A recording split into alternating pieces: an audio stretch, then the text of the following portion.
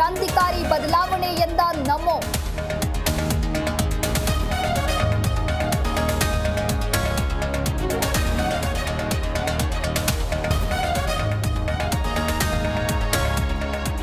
ಕೇಂದ್ರ ಬಜೆಟ್ ಸಂಪೂರ್ಣ ನಿರಾಶಾದಾಯಕ. ರಾಜ್ಯಕ್ಕೆ ಹೆಚ್ಚಿನ ಯೋಜನೆಗಳು ನೀಡುವಲ್ಲಿ ವಿಫಲ. ಕೇಂದ್ರದ ಬಜೆಟ್ ಟೀಕಿಸಿದ ಸಿದ್ದರಾಮಯ್ಯ.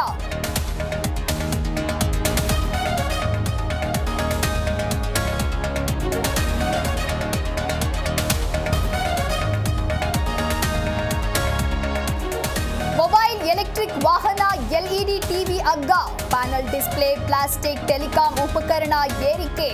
ಜೀವರಕ್ಷಕ ಔಷಧಕ್ಕೆ ಕಸ್ಟಮ್ ಸುಂಕ ವಿನಾಯಿತಿ.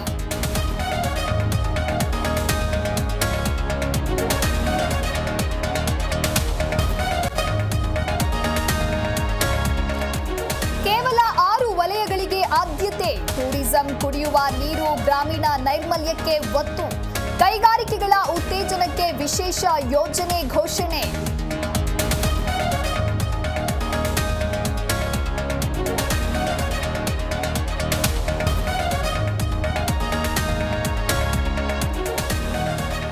ರಾಜ್ಯ ರಾಜಕೀಯದಲ್ಲಿ ಹೊಸ ಸಂಚಲನ.